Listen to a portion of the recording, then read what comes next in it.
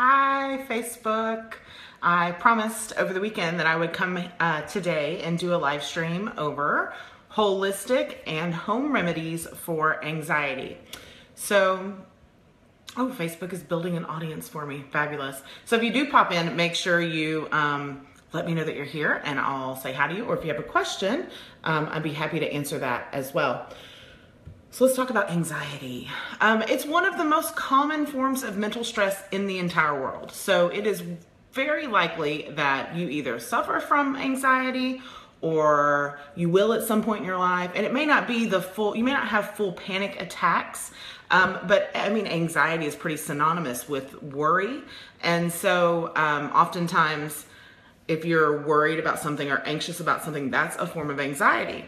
And so sometimes people get caught up in this anxiety, and there's a whole world of things that you can try before you reserve yourself to pharmaceuticals.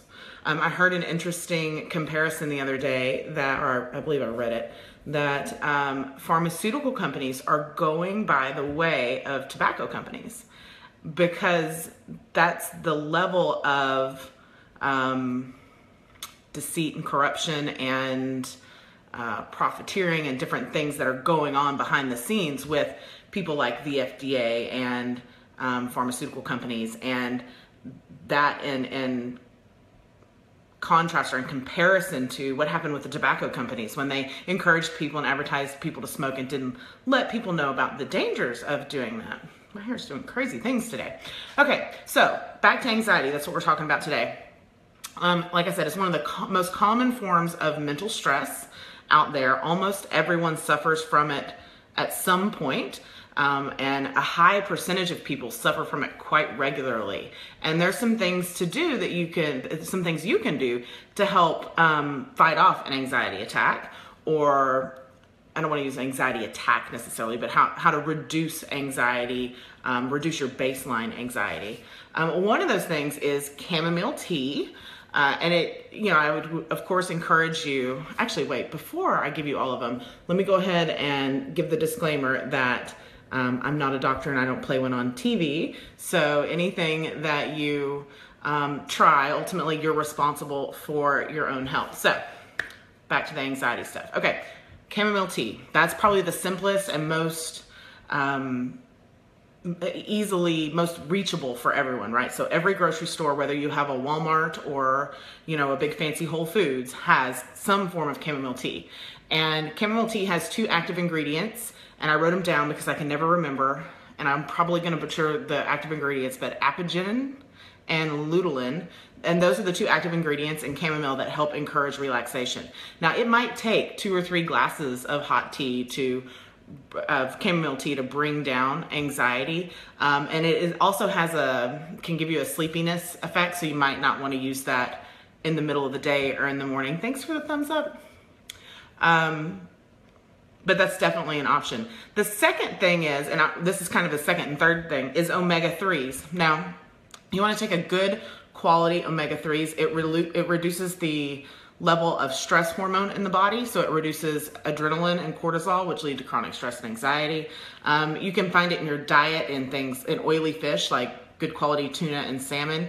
Most of us don't eat enough good quality tuna and salmon to get the amount of omega-3s we need, so you can take a supplement. This is Omega-Gize by Young Living.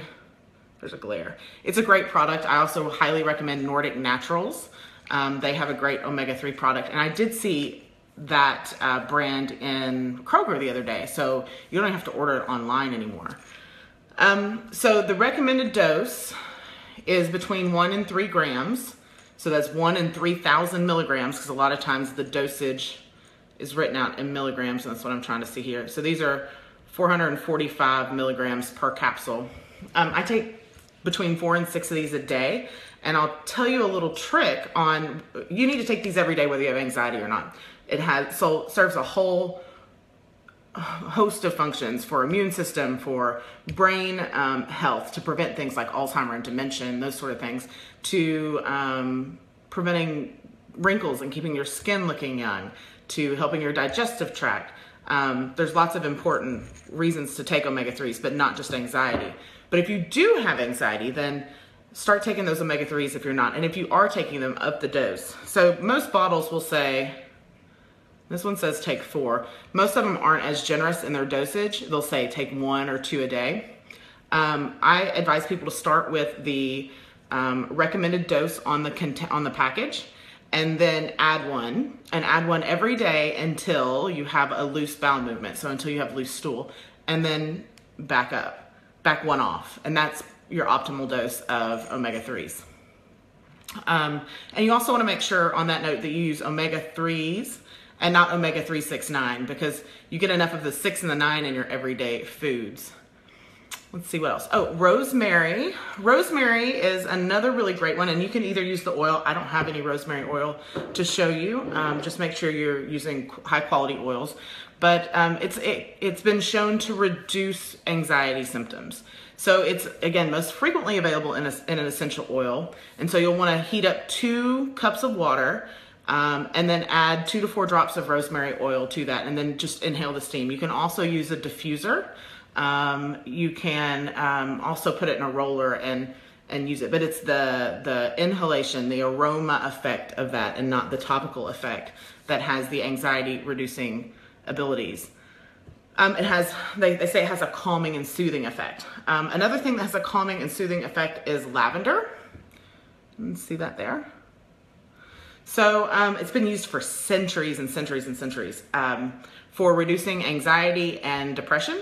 And there's a couple ways you can use it. You can do the aromatherapy route. You can also put it on pulse points. So a lot of times I like to have people put lavender behind their ears, on their wrists, and then on the soles of your feet. And I'm not gonna hike my foot up here and show you, but you can find that resource either here on the Facebook page or on my website, audreychristie.com.